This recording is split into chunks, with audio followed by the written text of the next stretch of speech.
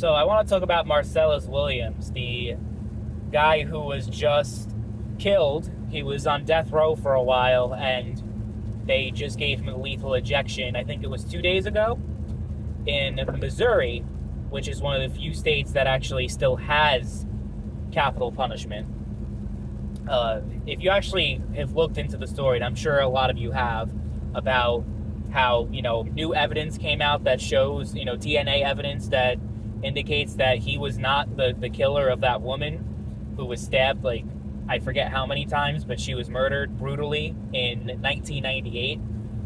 And he's been, he was the suspect, and they convicted him, and he's sitting in prison for 26 years or however long it was. And he kept trying to overturn the conviction. He kept asserting his innocence, and they just kept coming up with new evidence that shows, like, yeah, it's pretty likely that he didn't do this. And they had, so the previous governor, from my understanding, the previous governor had a stay put on his execution, because he was actually supposed to be executed a number of years ago. I think it was 2020 or 2021, whichever year it was, or maybe it was a little bit earlier than that. What happened was he put a stay on the execution, but he had a board that was put together to investigate and come to a conclusion as to whether or not this person was that Marcellus Williams was actually innocent or not. Well, the board was unable to reach a conclusion, so the current governor got rid of the stay on the execution, and so he was allowed to be executed 2 days ago. And it's just, like, so fucked up. And I don't know if I've ever talked about the death penalty on the channel before, but yeah, I'm totally against it.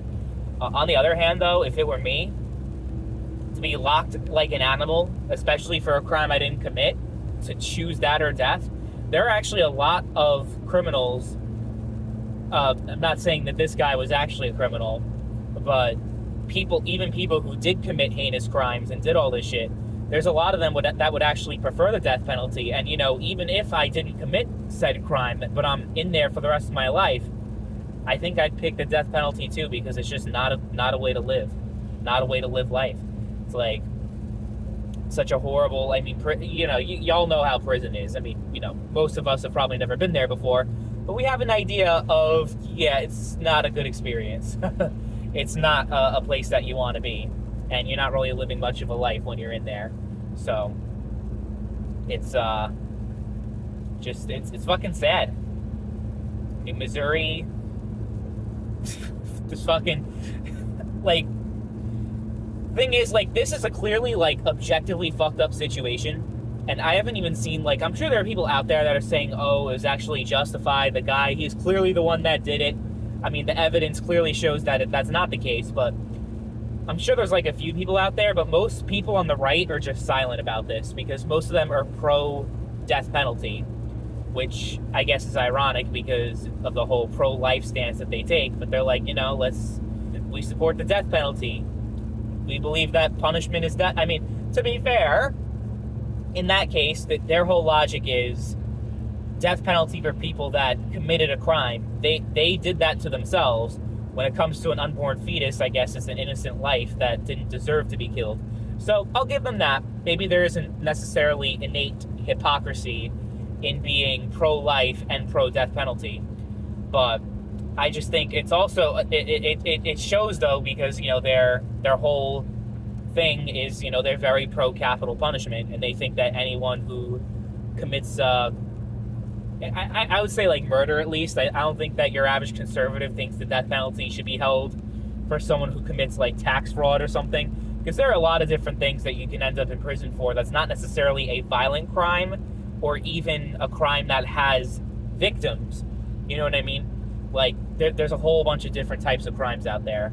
But, obviously, assault, well, sexual assault especially, and murder. Like, those are the crimes that people really advocate the most for, putting them on.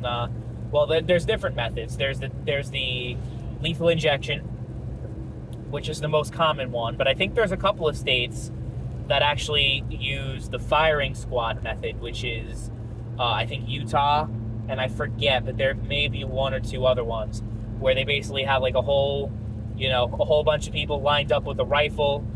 I think there's like 10 guys. 9 of them are blanks, so you don't know who's the guy that actually gave the killing blow.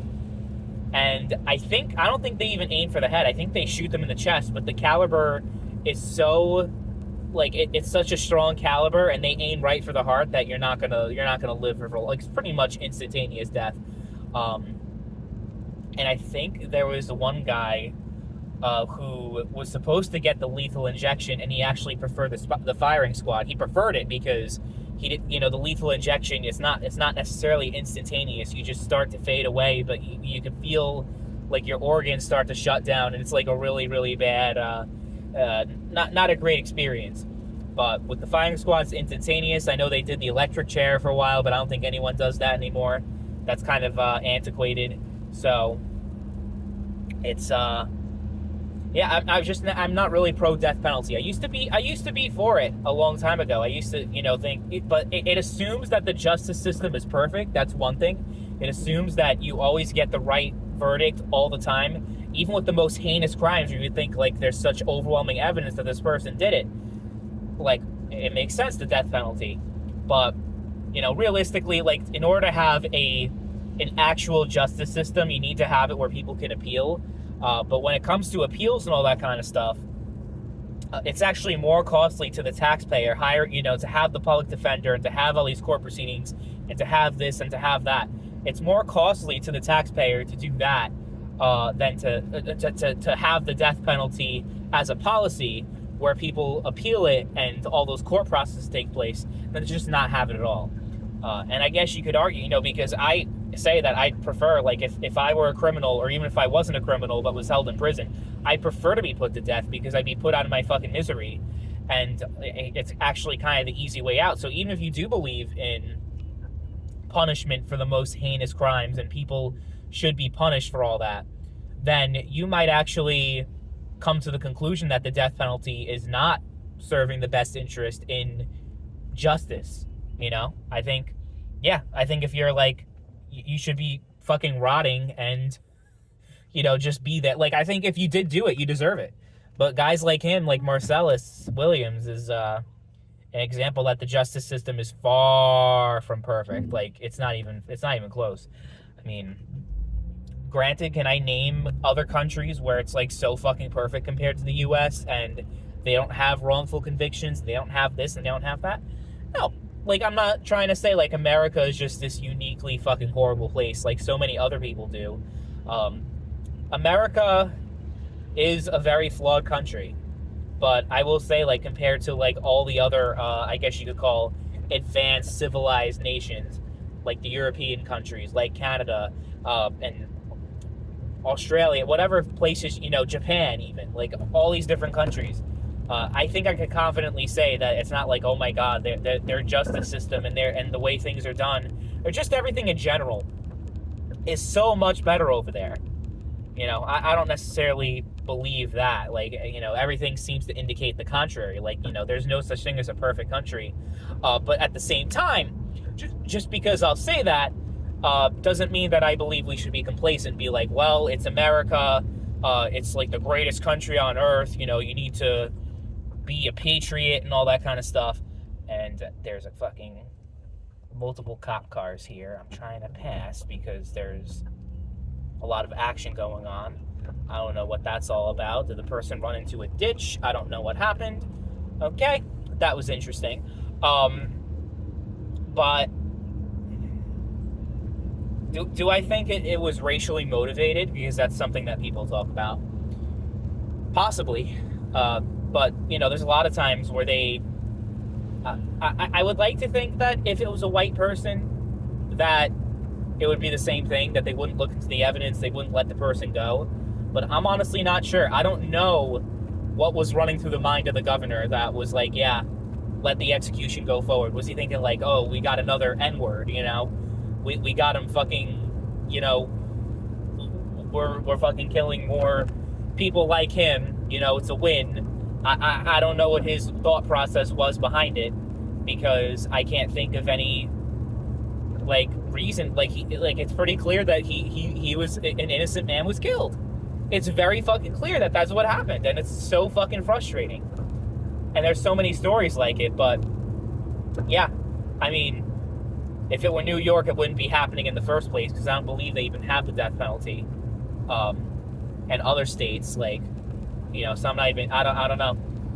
It's just one of those fucked up things that, you know, you're always going to hear stories like this, and it's like, I guess the only thing they could have change is, like, specifically in Missouri, to be like, yeah, get rid of the death penalty over there. But even then, it's like just the whole situation. Even if they didn't execute him, he's just still rotting there in jail, like, you know. I feel so horrible for his family and anyone who may have cared for him. It's justice was definitely not served in this situation. Definitely not.